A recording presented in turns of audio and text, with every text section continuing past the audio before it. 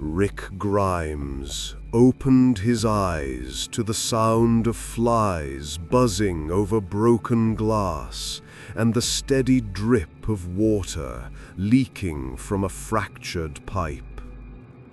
The air was heavy, sour with mildew and decay, and every breath filled his lungs with the stench of rot.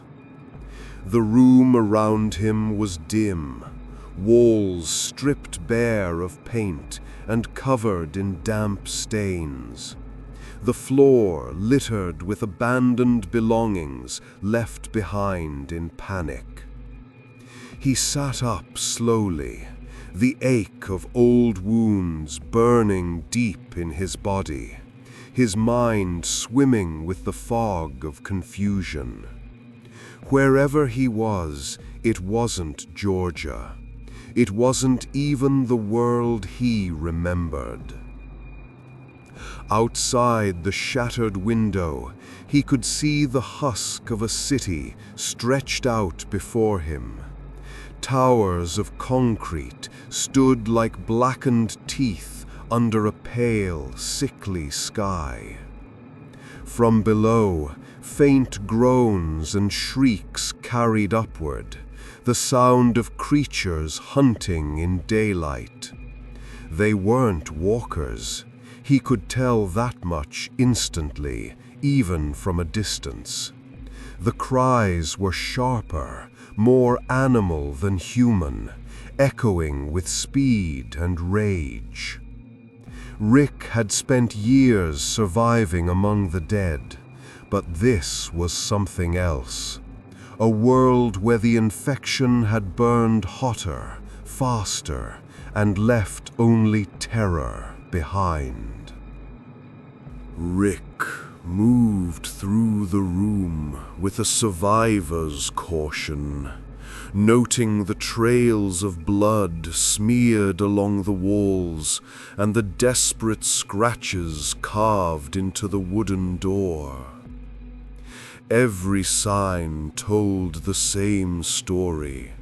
No one had left willingly. His hands, worn from years of battles and scars, touched the grooves in the wall, tracing the last marks of someone who had tried to hold on. He had seen this before, in farmhouses and hospitals, in prisons and towns. Humanity's last stand always looked the same, no matter where it happened. Yet this place felt different. The air was heavier here, thick with the residue of something more primal than the shambling walkers he had once fought. As he stepped into the hallway, he saw what the infection had done to Harran. The corridor was littered with torn mattresses and upturned furniture, as if 1,000 people had tried to barricade themselves and failed. Windows were shattered inward, not outward, as though the monsters had poured in like floodwaters. On the far wall, someone had written a single word in streaks of dried blood: "Run." It wasn't a warning for him. It was a message to the living who never made it far enough to be saved.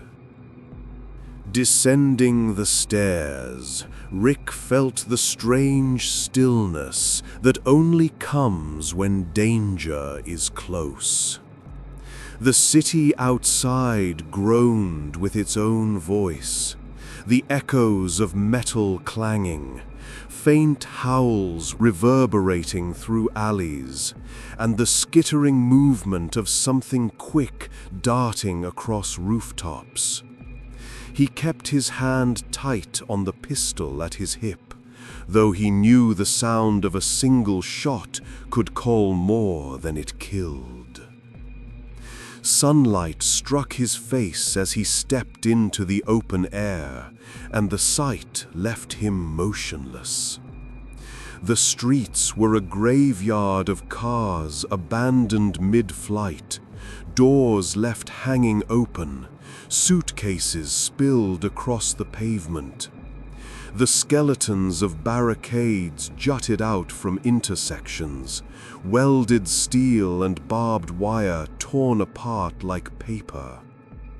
Corpses lay sprawled in unnatural shapes, their limbs twisted, their flesh torn open as if by claws, not teeth. Rick had seen plenty of horror before, but what disturbed him most was the silence between the cries. It was the silence of hunters waiting, silence that pressed down on his chest until it felt hard to breathe. He walked through the streets with the steady pace of a lawman surveying his ground, every corner of his vision alert to motion. The sun above was merciless, casting long, sharp shadows where anything could wait unseen. Doors creaked faintly in the breeze, banners flapped from broken poles, and somewhere in the distance, glass shattered with the sound of something fast breaking through. Rick's boots crunched over shards of bottles and the bones of meals picked clean. He thought of his son, of the lives he had lost, of every desperate choice that had brought him here, to this place where no map could guide him and no memory could comfort him. The hours passed in grim wandering as Rick explored this haunted city. His senses were drawn constantly upward to the rooftops where shadows flickered and figures moved with unnatural speed. He realized quickly that Harran did not belong to the slow decay of death, but to predators that ruled the ruins like wolves circling prey. He could feel them watching, just beyond sight, their patience thin but not yet broken. Harran itself seemed alive, its wounds fresh, its heartbeat thudding in the cries that pierced the silence at uneven intervals. Night began to creep over the horizon, bleeding into the city with a dreadful inevitability. Rick could feel the change in the air before the sun even fell. A tightening, a shift, as if the city itself was holding its breath for the horrors to come. He found shelter in a crumbling safe house, walls reinforced with scavenged wood and barbed wire, its windows blacked out by sheets of rusted metal.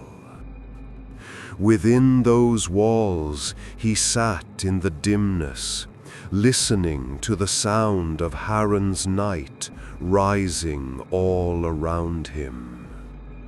And when darkness finally swallowed the streets, the true voices of the infected filled the air. They screamed with hunger, with rage, with speed that shook the ground under his feet.